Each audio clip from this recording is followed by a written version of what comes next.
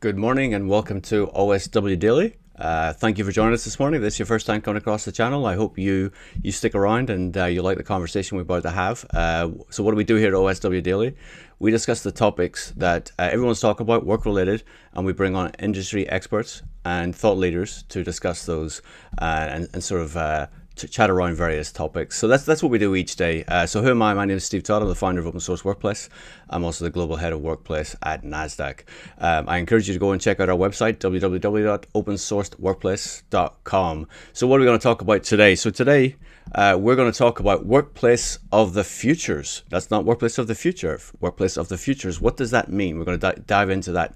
Thriving in the 2020 workplace. And almost half of the workforce now feels isolated. So big topics, and who we're going to be discussing that with today. We're going to be discussing that with our guest Cristina Herrera. Cristina Herrera is from Cristina Herrera Consulting. And before we move forward, let me bring on Cristina so we can dig into this. Cristina, how you doing? Welcome. Hi, Steve. It's great to be here. Thanks for having me. No, my pleasure. My pleasure. It's great to have you back. And we were just saying before we got online there that I need to let you introduce yourself because I have this habit. I know all my guests intimately, and I just quickly skate over. But for the audience who maybe haven't met you before, can you give us a brief introduction to who you are? Sure. Yeah, we go way back now. I'm Christina. Feel free to call me Chris. I am a workplace strategist and change manager. I like to think of myself just as a thinker and a heart-led person, mainly because I love to challenge what is considered best practice, what is considered the standard, the norm, not just within workplace and change, but just within business itself. And I'm always looking for ways to think outside of the box and to contribute, really. I lead from a place of abundance, which is why we have such a great relationship. I love sharing information. And yeah, I'm also a huge advocate for human-centered design, and I definitely think that is going to be a huge focus for the coming years more than ever. Yeah, and sort of, just to take all that, encapsulate that, I think we should just move forward to the first slide because I think this just symbolizes everything about what you just said, where you posted this on LinkedIn, where we need to stop thinking about the workplace of the future, turn our focus to workplace of the futures. So I'd really love to know, okay, so what were you thinking whenever you sort of were thinking this? You said you like to deeply think about the workplace or to deeply think about things. So talk me through it. How did you come up with this? I've always been a lover of language and how language can change the meaning of a single word, but can also change the world. And so, you know, as I was thinking about this in the context of the workplace, it really got me thinking to what are the buzzwords that are being thrown out there these days? And it's the new normal, the next normal, workplace of the future. And I thought, workplace of the future, it's something that everyone has been saying for years and years. But what does it actually mean? And as I mentioned before, because I am a huge advocate for human-centered, people-centered design and approaches to business, I came to realize that workplace of the future is so cold. It's really about the thing, the workplace, the place, even if that is from home or from the office itself or from a beach. It all boils down to the actual location and the process or the hierarchy, and it teases on the edge of culture, but it doesn't actually focus on the people. And so this is where I wanted to provide an opportunity to change the meaning that people associate to workplace of the future with futures. And the futures are the generation that's coming into the workplace, the impact they're going to make to the generations currently in the workplace, the skills that they're bringing into the workplace, their expectations, their priorities, not just of the workplace, but of the world that they live in. And I really wanted to emphasize, the workplace of the futures, it's not about the building, it's not about the thing, it's not about the computer. It's getting back to that human touch, that human element. And is it something that sort of you heard from the people you talk about that inspired this? Because I'm really curious to know. Because I totally buy into everything you're doing, right? And I like the futures because it's plural. Because it isn't just one set thing we got to aim for. It's going to be a multiple. It's going to be constant iteration. So I'm just curious. Was there something that's triggered this thought? I think it's just being in constant communication. I'm really, really fortunate to have such a huge community. Um, Early in my career, I had the opportunity to travel across the US. I also very early on was working with teams on change projects with teams in the UK, in Singapore, Malaysia, across Australia, and so because of that, I am fortunate um, to have a huge connection of people who are constantly challenging my thinking or sharing information from around the world. And I think it's very interesting the common thread that I could gauge from all of these conversations that I was having was human centered, human centered, human centered. So I basically put my human centered shades on and I thought, okay, how can I be better in everything that I do? But then how can I also help to elevate the industry and bring those discussions into the industry? And I might be completely wrong, and that's okay. But the fact that we're having this conversation, I think, is giving us an opportunity to explore what might not have been considered or the impossible, and that's my goal. Yeah. And have you thought much since, or have you thought more given some of the responses you've received? Because I know it's created a lot of buzz. Yeah, I think it's definitely continuing to evolve. So I think for a really long time we've been looking at the word workplace and saying, oh, well, it's no longer the workplace, it's now something else.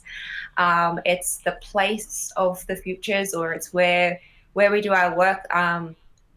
People have been challenging as well the concept of work-life balance, right? Is it balance or is it just workplace harmony? You Mm, know, it's thinking about different ways of not only representing. I don't want to just slap a new word on it and call it new, but I definitely want to think about the new meaning that it brings, and if it is actually a force for good mm. or if it's just nothingness. I don't think it's not nothingness, but when you bring that human side of it, do you think the different generations think of the human side differently? And that's why we have to think of this differently? Yeah, I think so. I had a conversation recently with a really influential leader, and I was talking about human-centered design. And I think what was very interesting is their perception of human-centered was that, for example, HR was always looking after the people, and HR was rolling out these programs, and HR would um, make sure that they receive the feedback. And what I had to challenge was, um, is that truly human centered? Are we still just going in our meeting rooms, developing these programs and saying, "Ta-da! Here are these programs for you." Mm-hmm. Yes, we're being human centered. Is that truly human centered? I don't know. I mean, I would argue I don't think so. That's a classic waterfall Mm-hmm. model, Mm-hmm. right? So it's challenging me to to have these conversations because people are at different levels of understanding, and so am I. I'm still learning.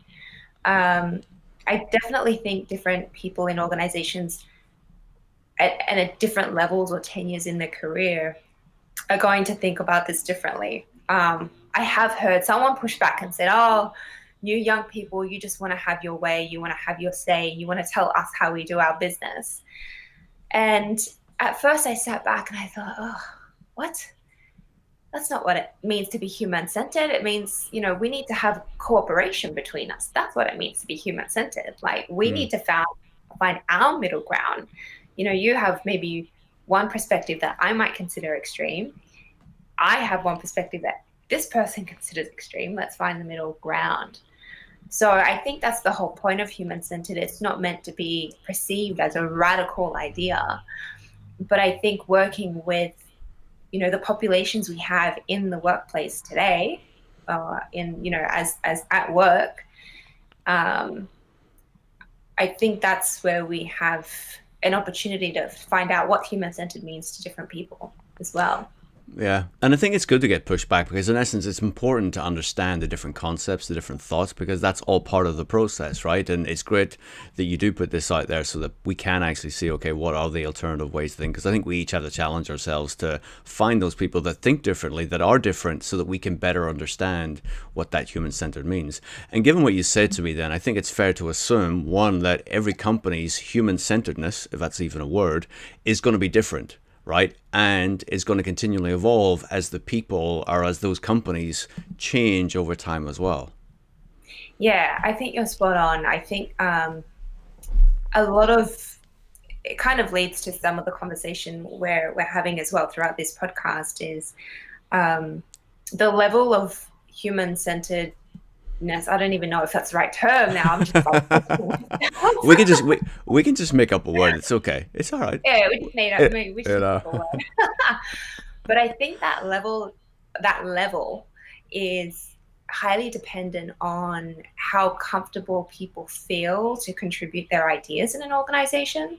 Mm-hmm. Um, I think ultimately it ties back to this psychological safety. It ties back to um, this idea of being allowed to make a mistake and to learn and to grow very quickly. Um, I think honestly that's what it boils down to, because for organizations that really encourage employees to fail fast and learn quick, fail as many times as you can in this role so you can learn and evolve and grow and be a superstar in this particular role. um, that's human centered in itself. The ability for me to actually bring my whole self to work and participate, be an active participant, not just receive the information. Mm. And you touched on something there that sort of nicely flows into the next thing we want to look at, where it's thriving in the 2020 workplace. For this moment in time, I want to quickly flip off this because I don't really want people to get too sucked into this, because I want to talk about that initial thing, thriving in the 2020 workplace. I mean, Mm. that's tough right now, right?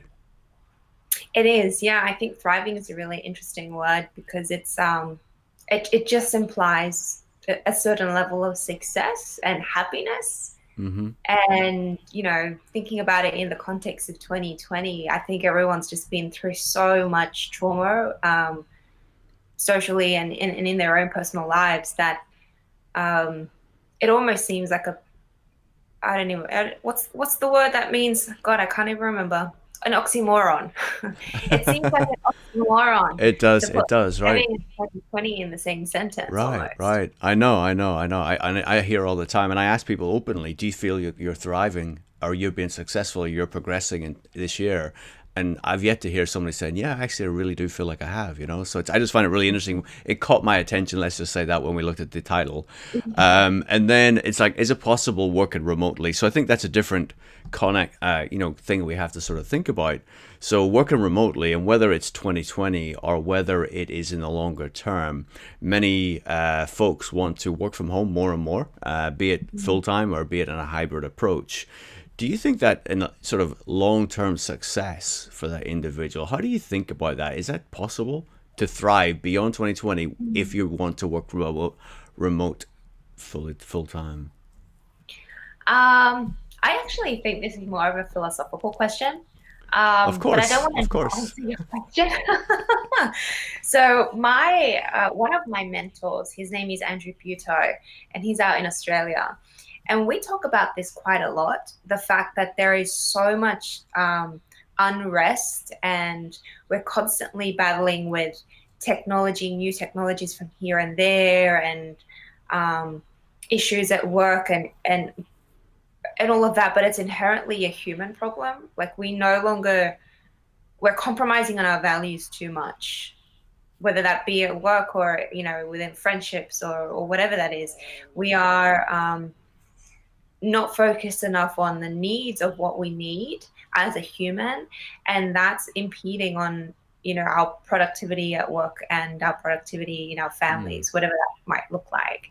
mm, And so we've been talking about this quite a lot, actually.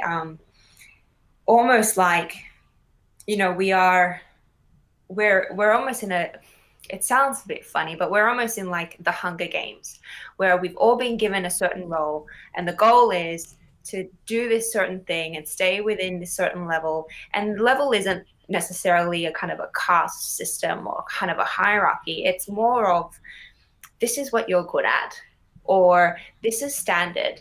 This is the in the box thinking that you should be thinking, or this is best practice. And I think we're starting to take a step back and think it just doesn't sit with me, right? So we're looking for other ways to have that autonomy, which you mentioned earlier, have a little bit of ability to think for myself, think outside of the box, question, break the rules a little bit. I mean, some people just feel the thrill of working from home because it's outside of the rules that they're used to. It's true. Um, so I think the future of working from home, to some degree, absolutely is possible. I think there is a way to have um, a home environment and be successful with your work. Um, but we need to put the focus back on, what are my needs as an individual? Hmm. I think that will help once we're able to really fulfill our needs as individuals and as a community. I think we are going to be less. Um, I don't even know what the word is.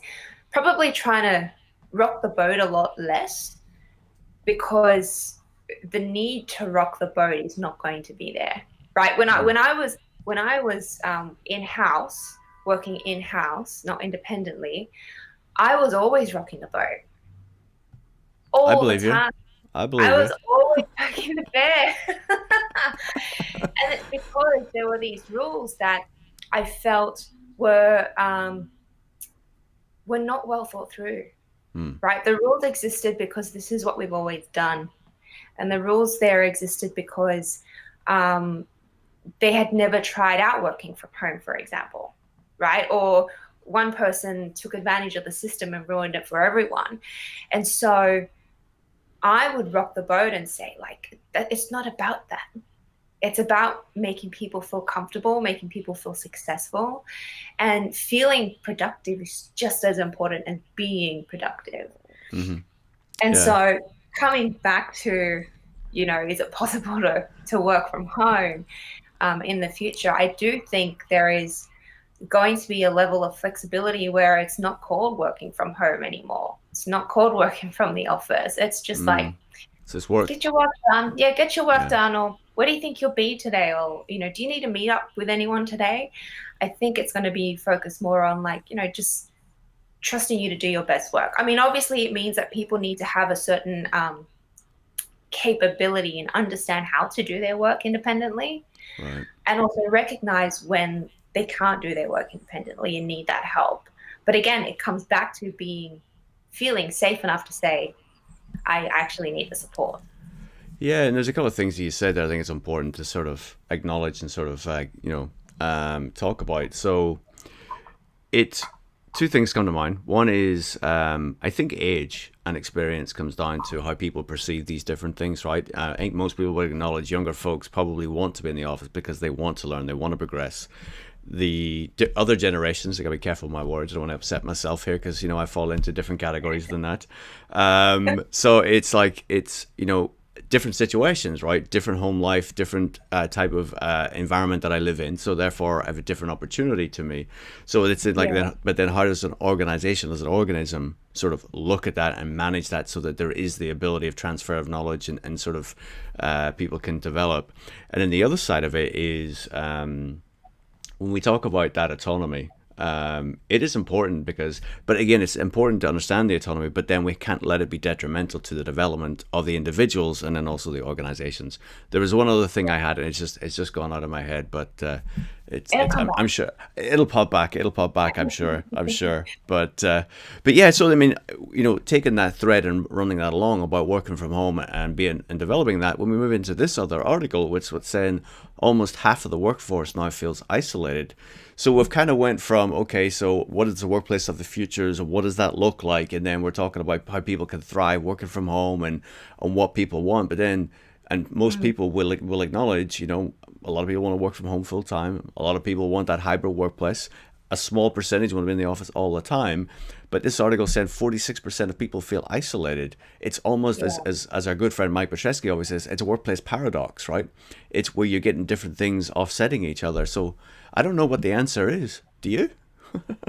No, I can hypothesize. Of course. I I, know. I I, know. you know, I can do, but I don't, I don't, I don't think, I don't think it's an easy answer, but I Yeah. definitely think it's tied to that human answer. I myself, being an Aussie moving to the US, and I have a small network of people that I can rely on, but it's incredibly easy to find yourself in the middle of New York City, full of thousands and thousands of people, and feeling so alone. Right? I've felt that in the past, but likewise, it's also very, very possible to be completely by yourself and feel wholesome and feel like you belong to a community. Mm-hmm. So if you think about the fact that it is possible to feel both of those things in those unexpected environments, I think, again, that's why I come back and say it's a human problem. I mean, either our connections aren't strong enough, we don't feel like we've got those people we can reach out to for help. Um, the organization might not um, be um, aligned to your personal values, Mm. right? So you've got a great group of people around you, but the culture it doesn't rub you the right way. So I think again, it comes down to the human factor. Who are you? What do you value? Can you find people around you who value very similar things, who understand where you're coming from, and who that because you have a similar value set, they will be there for you when you need them. You're never Mm. really going to feel alone if you've got that assurance. So, I mean, I think the because of the most current events, and it's been a shame, but that re-emphasis on diversity, equity, and inclusion ultimately is going to help us get there, because we are reevaluating our values and how they're actually seen and demonstrated and rolled out in our organizations. I Yeah. think that's a huge step towards belonging. Once you've got those three, you're 10 steps further to making people feel like they belong in a community. But that's going to take time, and we really need companies to follow through with their word. Mm. Yeah, and I think, I mean, just taking that last thing you said, I think a lot of companies are buying into this, right? The inclusion, the diversity. It's so prominent in most organizations that I interact with. Absolutely, it's very much front of mind, and I think that does help. And I think the other thing, you go back to the human centeredness again. It is going to become a word, I tell you. But we have to acknowledge that actually, it's okay. We have to acknowledge that people feel this way, even though they may want Mhm. that hybrid, even though they may not want to go into that office, perhaps they could feel fulfilled from that isolation. Maybe not through the organizational perspective, but like you said, it's the city, it's the community they operate in. Maybe it's the neighborhood where they live. Maybe it's the gym that they go to. However, it is they get to that thing, because it's not just a work-related people are feeling isolated from. It's social interaction, Yeah. and I think we have to acknowledge that. So it is beyond not just the work environment, but again, that human aspect of it, right? Because human is the complete being. It's not just a work and a home life. It is everything, right? Yeah, 100%. And I do see just because of the steps that we're taking with sustainability, and the steps that we're taking with um, I guess the evolving economy as well. I do imagine more, for example, mixed use buildings in the future, residential and commercial. And I do see a stronger emphasis on community building, not just your work culture, your workplace culture, but like what's the culture of our block? You know what I mean? Like, who are these Mm-hmm. people that live and breathe in our block, and how do we interact with everyone, not just our co-workers?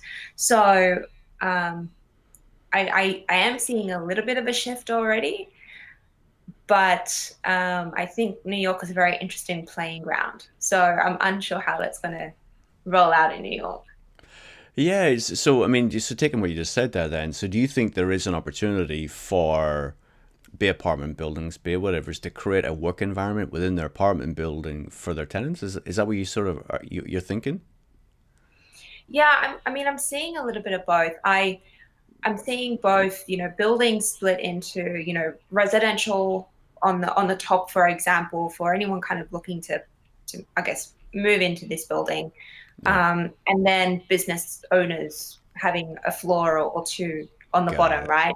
So understanding the network and the connection between these people in this building, like they're all an ecosystem. Mm, So what does this mean for this building, for this block, for the different services that are coming in the building, and what the needs are of all of the people there?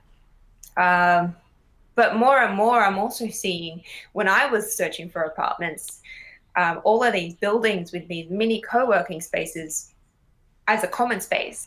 And so you just saw, all these business centers more and more popping up, similar to the way they do it in hotels, mm-hmm. but much larger with meeting rooms and phone booths. And I saw this apartment in Brooklyn that had a media studio and an art studio and a recording studio.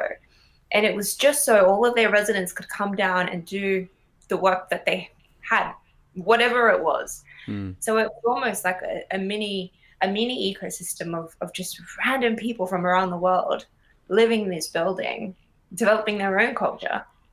Yeah, that is really interesting. Did they? Do you know if they did this because of COVID, or this was something that they had created prior? It was prior. It was Oh prior. wow, It's okay. a huge building. It's a huge building in Brooklyn. Mm, mm. And they even have a bowling alley downstairs, right? And you just think like that's something that I'd never seen in a residential apartment building before. Yeah. You'd usually think about, oh, okay, what are we going to do for our team's engagement or Christmas party or something? Oh, let's go to a bowling alley. You know what I mean? They've created this like really cool space Yeah. within this co-working business center, where people can do that. It's just really cool. Yeah, it is. And did you guys sign a lease there, or did you choose a different building? We ended up going for another building. But it's funny because we saw so many buildings and we said, okay, we like this particular thing of that building, this of that building, this of that building. So we want to live in a building that has a nice combination of all of those things. And in the end, we were just running out of time. We had to jump on an apartment. Um, but we do sit back sometimes and think, oh wow, like we could have had all of that. They had a gaming room as well with all the consoles and those Uh, gaming chairs. And yeah. uh, yeah, my boyfriend and his friends were like, yeah, choose that building. I was like, "Oh." Exactly, exactly. I'm sure his friends were all like that. So then, taking that thread though, right? Do you think that's what offices need to become in the future? um, that's a great question. I mean, I want to say yes to a certain degree. I don't think it should become kitschy though, the way it has been with the whole ping pong Mm-hmm. tables. Um, Or I maybe it's think the it's maybe it's the building provides that as an amenity for its tenants rather than the individual tenant provides it to their employees. I don't know. Yeah, I think that would be a really great opportunity actually to really Mm, allow people on all different floors, no matter who they work with, to come and build connection through those spaces. I think mm, that would be really great. I think it's 28 Liberty downtown. Um, yeah, I want to say it's that building. One thing I really like about that building is that downstairs they've got an open mall area. They've got a grandstand sitting where, prior to COVID, I'd walk in and out of that building and I'd just see a mix of different people, um, retirees, students, employees who were coming down on their lunch break who just want to sit down and read a book. mm-hmm. But then they've also got this huge screen where they project, the tennis and the soccer. the football and all of that. And I just think it's just really nice to get a group of people that come together and gravitate there because they have a love for the same thing, Hmm. whether it is tennis that's showing, but they don't Right. even know each other. I think Yeah. there's something Yeah. really beautiful there. Yeah, I think there's lots we all can learn from that as we think about what that future looks like. So, Christina, look, thank you. I appreciate your time this morning. It's been good chatting with you, and I'm really happy that you're pushing the boundaries with workplace of the futures. I look forward to hearing more of your thoughts on this. But if folks want to reach you, obviously we'll put links below. But how can they reach out to you? Multiple ways. You can find me on LinkedIn, obviously, Cristina Herrera, Cristina without a H, just a CR. Feel free, I've got my email there. If you want to call me, feel free to give me a call. I'm happy to give my number on this podcast, 646-667-5774. I love chatting with other people in the industry, or even if you're out of my industry, like let's just have a conversation. Um, Also on Instagram under Cristina Herrera. And I've got my business as well, www.ChristinaHerreraConsulting, it's a mouthful.com. You're I lucky I t- didn't get my 5 names. Yeah, no, it's great, and I'm sort of like you said, it's a mouthful, and trust me, when I chose open source workplace, I didn't realize, oh, that's a mouthful too. I should have just done OSW. But anyway, that's just another thing. But anyway, there Yeah. we go, there we go. But anyway, yeah. So, folks, if you want to be challenged in what you're doing in your workplace, and people, you want someone to come in and push boundaries, I guess Christina, you would be that person. So yes.